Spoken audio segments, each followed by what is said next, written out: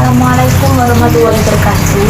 Perkenalkan, nama saya Cindy Fatika Sari, NIM 2000803 Di sini saya akan menjelaskan tentang perkembangan lembaga keuangan syariah. Berikut ada beberapa sejarah tentang perkembangan lembaga keuangan syariah. Yang pertama, ada Al-Quran sebagai sumber hukum. Dalam agama Islam cukup banyak yang menyinggung hal tentang keuangan, akan tetapi Al-Quran tidak secara spesifik berbicara tentang bentuk lembaga keuangan. Pembahasan Al-Quran lebih berkaitan dengan akhlak yang berkaitan dengan masalah keuangan, antara lain menjaga kepercayaan, keadilan, kedermawaan, perintah menjauh yang haram, dan menegakkan yang baik. Yang selanjutnya ada Rasulullah dengan Baitul Mal. Lembaga keuangan syariah yang terwujud dalam sebuah institusi adalah ketika Rasulullah SAW mendirikan Baitul Mal saat pemerintahan Islam dibentuk di Madinah. Baitul Mal di zaman Rasulullah merupakan lembaga penyimpanan kekayaan negara. Pada saat itu, Baitul Mal memiliki fungsi menerima pendapatan dan pengeluaran pembelajaran negara. Yang selanjutnya ada masa Khulafaur Rasyidin. Pada masa Khulafaur Rasyidin, Baitul Mal berkembang dalam hal jumlah kekayaan yang dikelola dan fungsinya yang dijalankan. Lembaga ini kemudian dikembangkan secara administrasi dan dibentuk dewan-dewan untuk ketertiban administrasi. Selanjutnya, mulai dinasti Al-Abbasiyah, fungsi Baitul Mal bertambah dengan mengeluarkan kebijakan moneter. Hingga pada saat runtuhnya dinasti Utsmaniyah di Turki, nama Baitul Mal tidaklah muncul lagi sebagai pusat pengaturan fiskal dan moneter negara. Lembaga keuangan syariah modern. Pada tahun 1963 di desa Mikdam, salah satu di daerah di wilayah Mesir, dibentuk sebuah lembaga keuangan pedesaan yang bernama Mikdam Saving Bank atau disebut Mikdam Bank, yang dipelopori oleh seorang ekonomi bernama Dr. Rendes Ahmad El-Nazar. Ada beberapa keberhasilan Mikdam Bank menginspirasi banyak pihak untuk melakukan hal yang sama, antara lain sebagai berikut. Yang pertama, pemerintahan Mesir di bawah pemerintahan Gamal Abdul Nasser membentuk Nasrul Social Investment dengan bisnis perkotaan pada tahun 1972.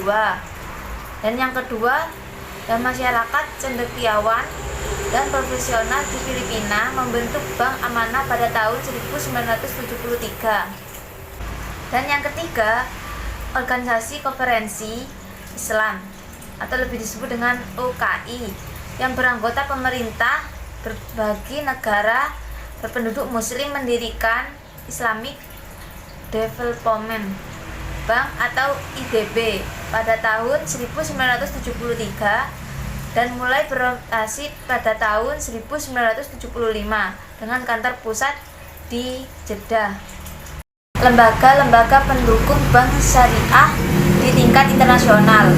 Yang pertama ada Islamic Development Bank atau lebih disebut dengan IDB, merupakan sebuah lembaga keuangan internasional yang didirikan berdasarkan deklarasi dari hasil konferensi Menteri-Menteri Keuangan negara-negara Muslim di Jeddah pada bulan Desember 1973. Bank tersebut diresmikan pada bulan Juli 1975 dan mulai beroperasi pada bulan Oktober 1975 dengan tujuan mendorong kemajuan pembangunan ekonomi dan sosial negara-negara anggota dan komunitas Muslim secara bersama-sama berdasarkan prinsip-prinsip syariah Islam. Hingga tahun 2009, keanggotaan IDB terdiri dari 56 negara. IDB berpusat di Jeddah, Arab Saudi, dan memiliki 2 kantor regional yang bertempat di Maroko dan Kuala Lumpur. Selain kantor regional, IDB memiliki kantor representatif di 11 negara anggota, termasuk di Indonesia. Yang selanjutnya ada Accounting and Auditing Organization for Islamic Financial Institution, atau disingkat dengan AAOIFI, merupakan lembaga internasional yang bersifat otonom dan non-profit yang menyiapkan berbagai standar akuntansi, auditi, tata kelola, etika, dan syariah bagi lembaga-lembaga keuangan Islami. AAOIFI didirikan berdasarkan kesepakatan yang ditandatangani oleh beberapa lembaga keuangan Islam pada tanggal 26 Februari 1990 Al-Zaiz, dan resmi didirikan pada tanggal 27 Maret 1991 di Babani. Pendirian lembaga tersebut dilatar belakangi oleh tidak memadai standar akuntansi internasional yang ada selama ini dalam memenuhi kebutuhan lembaga-lembaga keuangan syariah di dunia. Berikut ada International Islamic Financial Market, atau disingkat dengan IIFM, merupakan lembaga internasional yang didirikan untuk mengembangkan pasar modal dan pasar uang syariah secara global, dan selanjutnya diharap dapat mengembangkan pasar sekunder dan instrumen keuangan syariah global. IIFM didirikan atas usaha bersama Lembaga Moneter dan Bank Sentral Bahrain, Brunei, Indonesia, Malaysia, Sunda, dan IDB. Lembaga ini dibentuk oleh anggota pendirinya berdasarkan kesepakatan pendirian pada tanggal 13 November 2001 dan mulai beroperasi pada tanggal 11 Agustus 2002 dan berpusat di Bahrain. Yang terakhir, Islamic Financial Service Board, atau disingkat dengan IFSB, merupakan lembaga internasional menyusun standar bagi lembaga pengatur dan pengawas yang memiliki kepentingan dalam mendorong stabilitas dan kemajuan industri jasa keuangan syariah yang meliputi perbankan, pasar modal, dan asuransi. IFSB didirikan pada tanggal 3 November 2022 oleh anggota pendirinya. Adapun sidang pertama IFSB dipimpin oleh Gubernur BI Dr. Andes Seril Sabin, menggantikan ketua sidang pertama yang berhalangan hadir, yaitu Gubernur Bahrain Moneter Agency. Lembaga ini mulai beroperasi pada tanggal 23 November 2022 hingga tahun 2006. Keanggotaan IFSB telah berjumlah 94 anggota, meliputi 22 lembaga otoritas pengawas dan pengaturan, termasuk International Monetary Fund dan Formula Bank, serta 67 lembaga keuangan dari 17 negara. Lembaga-lembaga keuangan syariah di Indonesia. Yang pertama ada Bank Umum Syariah, Bank Pembiayaan Rakyat Syariah, dan Unit Usaha Syariah Bank Konvensional. Berdasarkan Undang-Undang Perbankan Syariah Indonesia Nomor 21 Tahun 2008 disebutkan bahwa terdiri atas 2 jenis bank, yaitu bank konvensional dan bank syariah. Bank konvensional adalah bank yang menjalankan kegiatan usahanya secara konvensional yang terdiri atas bank umum konvensional dan bank penerbitan rakyat. Adapun bank syariah adalah bank yang menjalankan kegiatan usahanya berdasarkan prinsip syariah yang terdiri atas bank umum syariah dan bank pembiayaan rakyat syariah. Yang kedua ada Baitul Mal wal Tamil, atau disingkat dengan BMT, atau disebut juga dengan Koperasi Syariah, merupakan lembaga keuangan syariah yang berfungsi menghimpun dan menyalurkan dana kepada anggota dan biasanya beroperasi dalam skala mikro. BMT juga dikenal sebagai jenis lembaga keuangan syariah pertama yang dikembangkan di Indonesia. Yang ketiga ada asuransi syariah. Perusahaan asuransi syariah utama di Indonesia adalah PT Asuransi Tafakul Keluarga atau lebih disebut dengan asuransi jiwa, dan PT Asuransi Tafakul Umum yang didirikan pada tahun 1993. Kedua perusahaan ini merupakan anak perusahaan PT Syarikat Tafakul Indonesia yang pendirinya diprakarsai oleh Ikatan Cendekiawi Muslim Indonesia melalui Yayasan Abdi Bangsa bersama Bank Muamalat Indonesia dan perusahaan asuransi tugas mandiri. Yang keempat, ada pasar modal syariah. Pasar modal merupakan tempat perusahaan menerbitkan surat berharga baik berupa saham maupun obligasi agar memperoleh dana dari investor di Bursa Efek Indonesia. Saham atau obligasi yang diterbitkan memiliki klarifikasi berdasarkan aspek kesyariahan yang dapat dilihat pada daftar efek syariah. Adapun indikator perkembangan saham yang sesuai syariah dinyatakan dalam Jakarta Islamic Index. Bank syariah yang memiliki kelebihan dana dan memandang penetapan pada pasar modal syariah merupakan sesuatu yang menguntungkan secara bisnis, dapat menggunakan surat berharga untuk menyalurkan kelebihan likuiditas tersebut. Yang kelima, ada reksadana syariah. Reksadana syariah merupakan perusahaan sekuritas yang khusus memfasilitasi investor untuk menginvestasikan dananya pada surat berharga yang memenuhi kriteria syariah. Adanya larangan bank syariah membeli saham di pasar modal menyebabkan bank syariah tidak berhubungan dengan reksadana dalam hal pembelian saham. Yang keenam, ada Ar-Rahnu. Ar-Rahnu atau disebut dengan penggadaian syariah merupakan lembaga penggadaian yang beroperasi sesuai dengan prinsip syariah. Penggadaian syariah di Indonesia diselenggarakan oleh Bank Muamalat Indonesia yang bekerja sama dengan penggadaian untuk menyalurkan tambahan modal bagi unit layanan gadai syariah di berbagai kota Indonesia.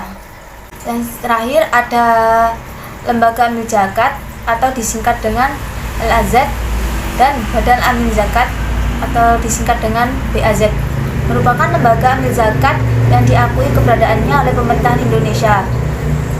Didirikan oleh masyarakat, sedangkan BAZ didirikan oleh pemerintah. Berdasarkan Undang-Undang Perbankan Syariah, bank syariah dapat menjalankan fungsi sosial dalam bentuk lembaga baitul mal, yaitu menerima dana yang berasal dari zakat, infak, sedekah, hibah, atau dana sosial lainnya,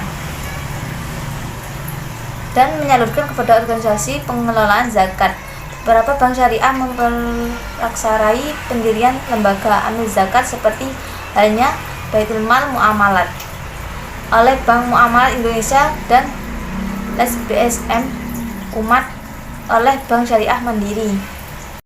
Institusi pendukung pengembangan perbankan syariah di Indonesia. Berikut ada beberapa upaya pengembangan perbankan syariah di Indonesia.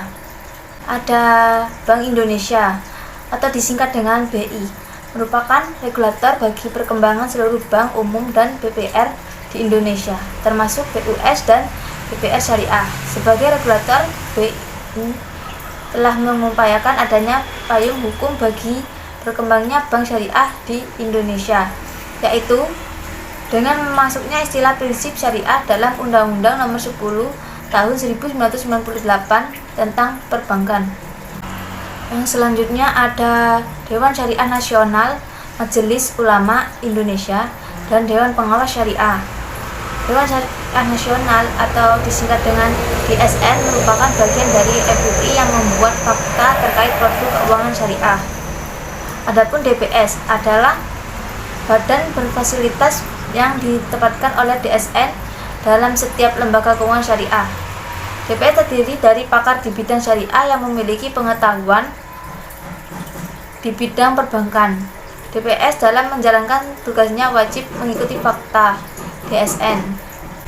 Selanjutnya ada Dewan Standar Akuntansi Syariah Ikatan Akuntan Indonesia atau disingkat dengan DSAS-IAI, dibentuk oleh Ikatan Akuntan Indonesia pada tahun 2010. DSAS ini menggantikan Komite Akuntan Syariah atau disingkat dengan KAS, merupakan komite yang dibentuk untuk merumuskan standar akuntansi syariah. Dan yang terakhir ada Otoritas Jasa Keuangan atau disingkat dengan OJK. OJK adalah lembaga negara yang berfungsi menyelenggarakan sistem pengaturan dan pengawasan yang terintegrasi terhadap keseluruhan kegiatan di dalam sektor jasa keuangan. Lembaga ini didirikan pada tahun 2013 berdasarkan Undang-Undang Nomor 21 Tahun 2011 tentang Otoritas Jasa Keuangan. Pada awalnya pendiriannya lembaga ini baru mengenai lembaga keuangan bank. Tugas pengaturan dan pengawasan perbankan baru dialihkan dari Bank Indonesia kepada Otoritas Jasa Keuangan sejak 31 Desember 2013. Pengawasan yang dilakukan oleh OJK adalah pengawasan terhadap individual bank dengan adanya peralihan dari Bank Indonesia. Perizinan pendirian bank selanjutnya dilakukan oleh OJK. Master Plan dan Roadmap Perbankan Syariah Indonesia. Terdapat 5 upaya yang dijadikan sebagai strategis OJK untuk memperkuat peran sektor jasa keuangan syariah. Yang pertama ada meningkatkan ekspansi usaha, jaringan, dan produk keuangan syariah. Upaya ini diwujudkan dengan memperkuat permodalan LJK syariah. Dan yang kedua ada meningkatkan fair play bagi sektor jasa keuangan syariah dengan cara menyusun pengaturan yang mendorong pertumbuhan sektor jasa keuangan syariah dan mendorong ketentuan sektor jasa keuangan syariah sesuai dengan karakteristik usahanya di tingkat kesiapan industri. Yang ketiga ada memperkuat kerjasama pengembangan sektor dan jasa keuangan syariah melalui sinergi kebijakan dengan pemerintah, otoritas, dan pemangkuan kepentingan terkait. Upaya penguatan kerjasama ini akan didukung dengan langkah-langkah mendorong penerapan sasaran dan kebijakan pengembangan keuangan syariah sesuai rencana pembangunan jangka menengah nasional.